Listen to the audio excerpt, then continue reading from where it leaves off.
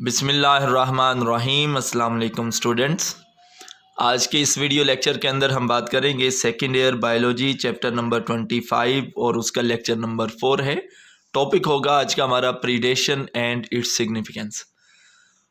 दरअसल इस video lecture के अंदर हम दो छोटे छोटे टॉपिक्स को डिस्कस करेंगे, एक प्रीडेशन एंड इट्स सिग्निफिकेंस और दूसरा पैरासाइटिज्म एंड इट्स सिग्निफिकेंस। ये दो छोटे छोटे टॉपिक्स हैं जिनको आज हम इस वीडियो लेक्चर के अंदर डिस्कस करेंगे। तो पहले कुछ टर्म्स हैं जो कि इसी प्रीडेशन के हवाले से हैं, उन पे बात कर लेते हैं। तो पहली टर्म है प्रीडेटर। प्रीडेटर क्या है?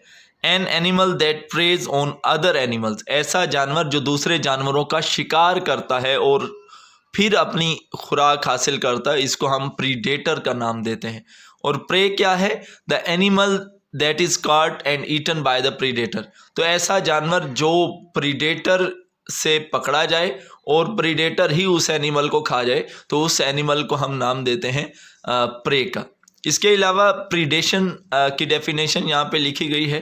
प्रीडेशन क्या है? The process in which a predator catches prey, यानी ऐसा अमल जिसमें एक शिकारी जो है वो शिकार को पकड़ता है एंड ईट इट, और उसको खुराक के तौर पर खा जाता है। इस पूरे प्रोसेस को हम प्रीडेशन का नाम देते हैं।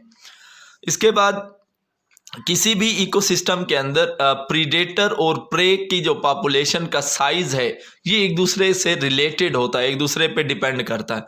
अगर किसी भी इन्वायरमेंट के अंदर प्रीडेटर्स जो हैं उनकी तादाद बढ़ जाए तो ऑटोमेटिकली जो प्रे हैं, जो शिकार हैं, उनकी तादाद कम होना स्टार्ट हो जाती है।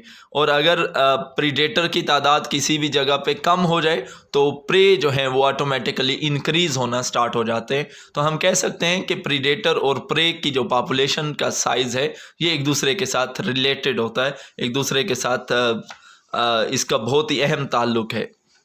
यहाँ पे एक एग्जांपल दी गई है, if number of prey is large, कि अगर किसी भी जगह पे शिकार बढ़ जाए, यानी जिस चीज़ के ऊपर प्रीडेटर ने अटैक करना है वो एनिमल्स बढ़ जाएं, तो फिर क्या होगा? Increase in number of predators.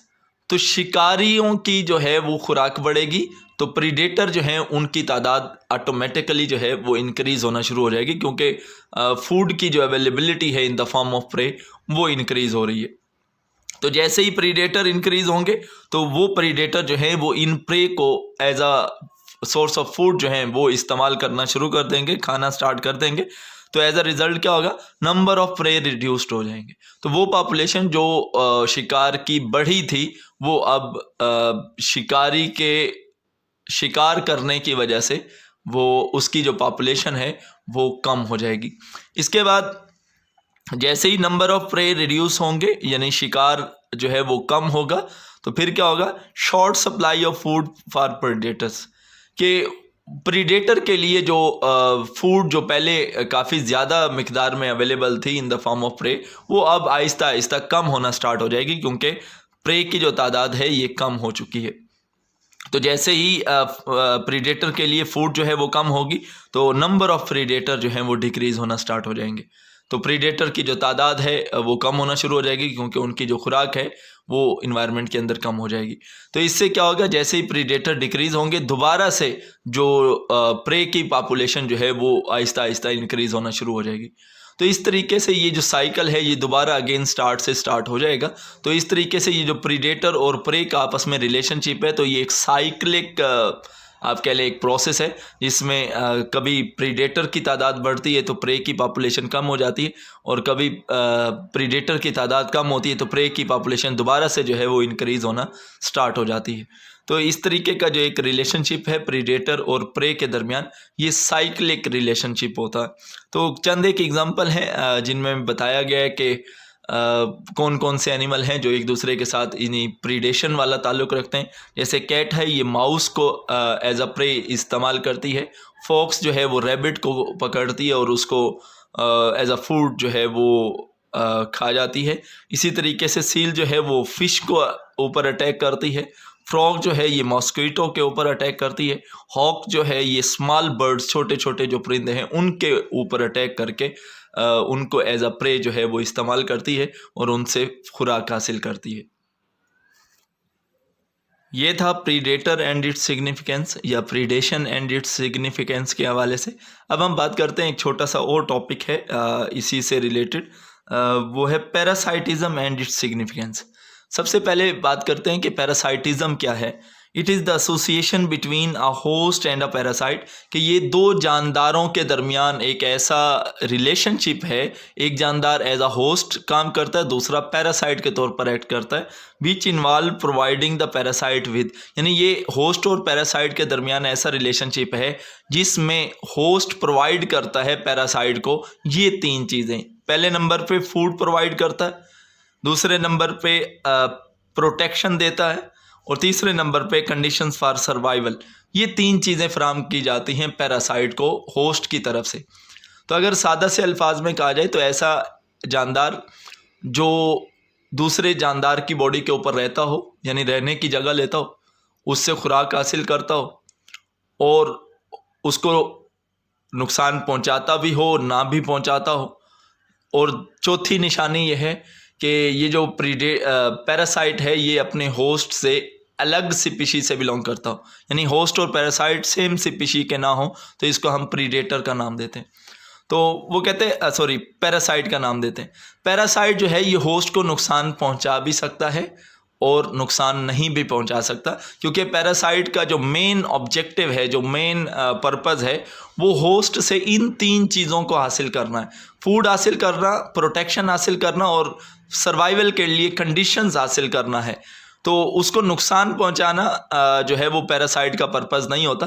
तो कभी कभार ऐसा होता है कि जब वो पैरासाइट होस्ट से इन तीन चीज़ों को हासिल करता है तो एज अ रिज़ल्ट जो है वो होस्ट की बॉडी को नुकसान पहुंचता है, और कभी कभार ऐसा होता है कि होस्ट की बॉडी जो है वो अनअफेक्टेड रहती है।